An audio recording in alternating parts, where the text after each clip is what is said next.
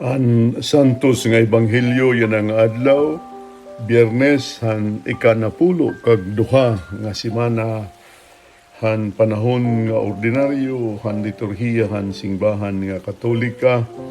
Kinuha dita han ebanghelyo nga sinurat ni San Mateo, ikawalo nga kapitulo, siya pa nga dahan ikaupat nga bersikulo. Linugsong Jesus tikang hanpungtod. Nagsunod haiya indamo kaupay nga mga tao. Hinarani haiya inusa nga sanlahon. Linuhod hatubangan niya ngan sinering kun imo karuyag makakalinis ka haakon.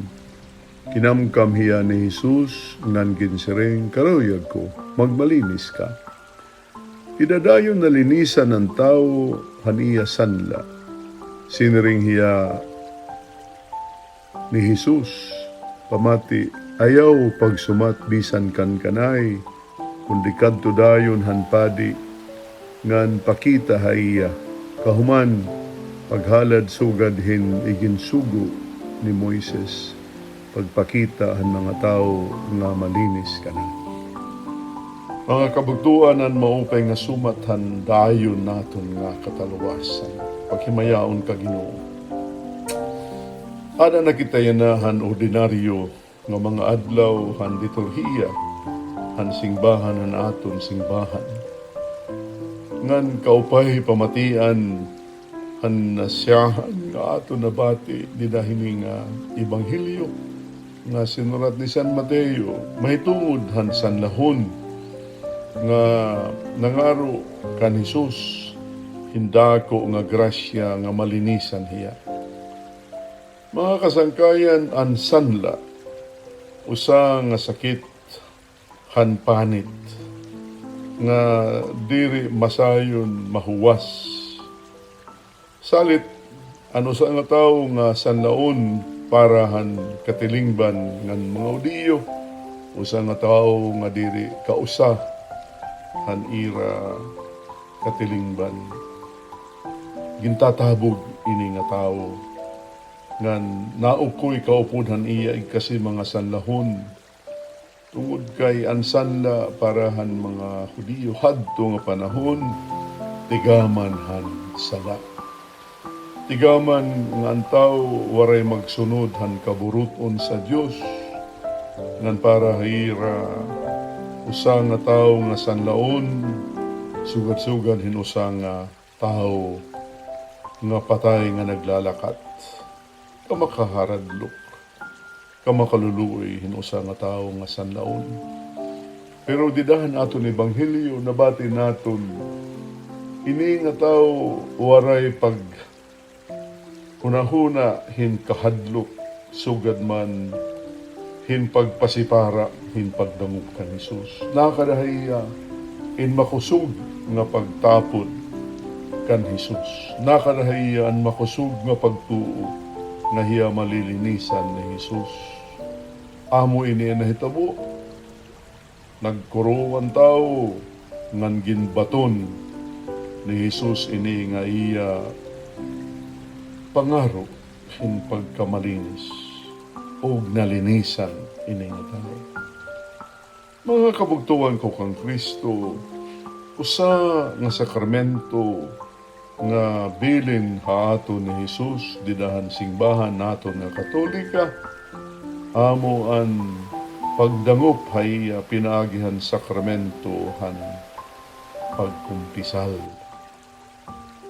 Damo ka beses kita nga mga magpakasasala diri nakita han grasya nga nahihahatag hini nga sakramento nga dahaaton.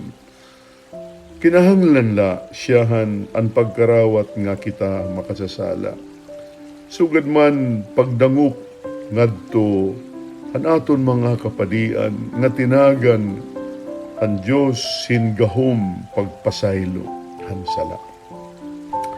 Di dahini nga makalilipay nga pakigkita hinusa nga tao nga makasasala ngadto hinusa nga padi nga tinagan hinggahom hin pagpasaylo, makikita naton an kan Jesus gugma, ang kan Jesus mapasayloon, ug maghupon nga Panginanohan sala.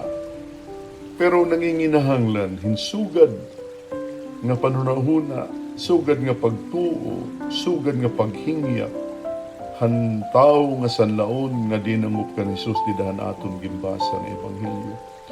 Kung kita nakarawatan aton, kamaturan nga makasasala kita nga nadungup kita kan Jesus didahan sakramento han pagkumpisal, aton liwat natatagamtaman ang pagpasaylo nga nakakalinis ang aton mga kalag. Nakakahatag aton hinpaghibalik nga dahan singbahan. Nakakahatag aton ng grasya nga maging puraw nga hawan aton mga kalag. Kamakalilipay para akon, didahan akon kinabuhi nga pagkapadi. Kung may da mga tao nga nadangup ha akon, pangaro hinpasaylohan ira mga sala. Makikita niyo didahan usa nga pakikwentro hin tao nga dahan padi in timos nga pagbasol ug lusay nga hingyap mahibalik ngadto kan Jesus. Salit didahan sakramento han kumpisyon pagkatapos magsaysay no usa nga tawo han iya mga sala ug tinatagan han padi han kinahanglanon nga angay buhaton niya hinpaghibalik ngadto han sakramento.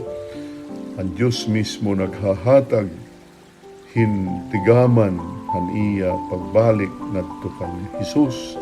Pinagyan bendisyon nga ginhahatag han padi. Ug sugad na naton Ebanghelyo nga an nalinisan nga sanlahon nagpakita han padi an usa nga tawo nga naghibalik kan Jesus mabalik nga haw ngadto sa Dios pinagihan pagbuhat niya han penitensya nga igahatag ha iya han padi. Pagbuhat niya han iya pagsaan kadiri na hiya magbubuhat han mga kasalanan han iya linabay og la kinabuhi nga binayaan niya katapos han iya pagkarawat han sakramento han pagkumpisan. Mga kasangkayan, pasalamatin naton ang sakramento nga ginhatag haaton ni Jesucristo. Pinaagi han pagkumpisal nga amo ang nakakalinis ang aton kinabuhi nga kalagnon ug nahibabalik kita nga dahan katilingban nga Dios nun nga amo ang paagi ang aton pagbalik ngadto sa Dios. Amen.